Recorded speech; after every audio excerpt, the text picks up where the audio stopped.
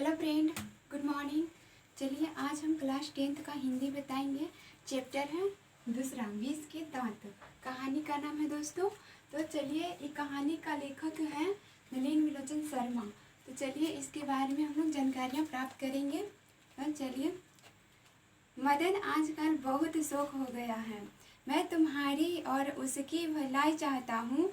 गाड़ी को गंदा किया वह अलग, माना करने पर ड्राइवर को मारने दौड़ा और मेरे सामने भी डरने के बदले उसकी ओर झपटता रहा।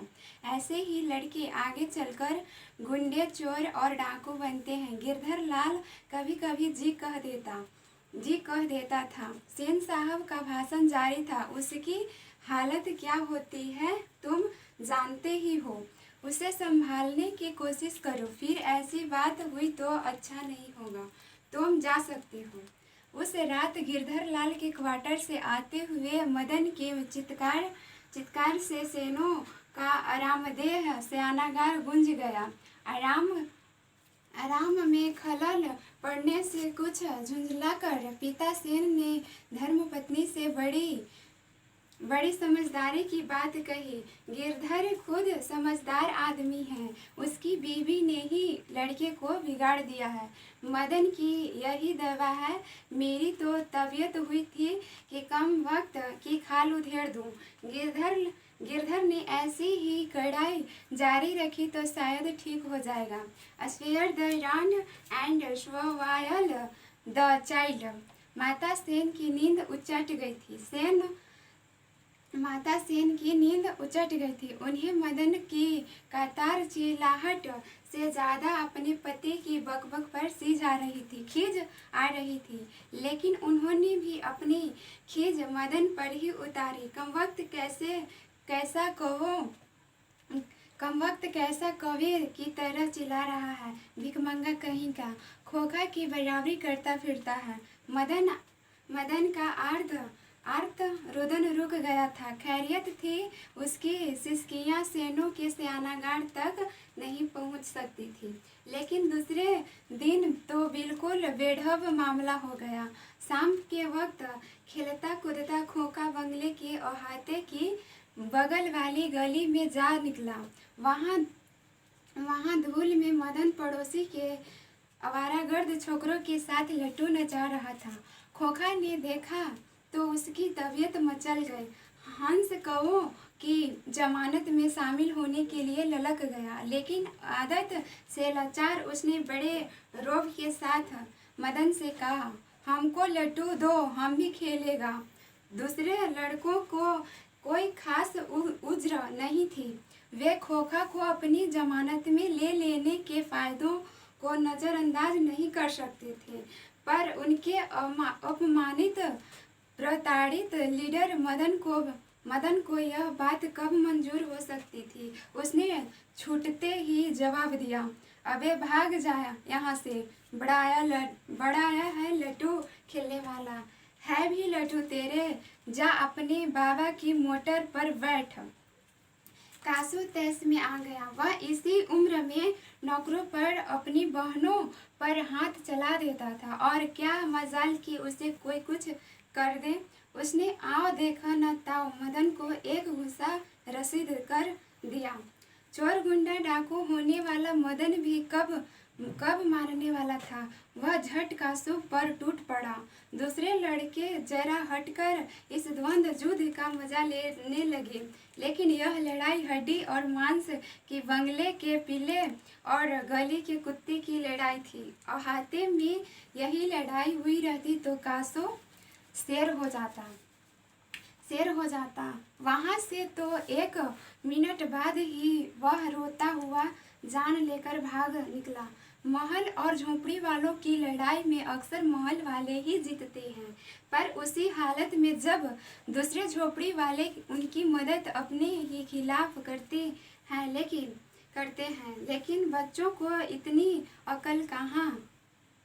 उन्होंने न तो अपने दुर्दमनीय लीडर की मदद की, न अपने माता पिता के मालिक के लाडले की ही।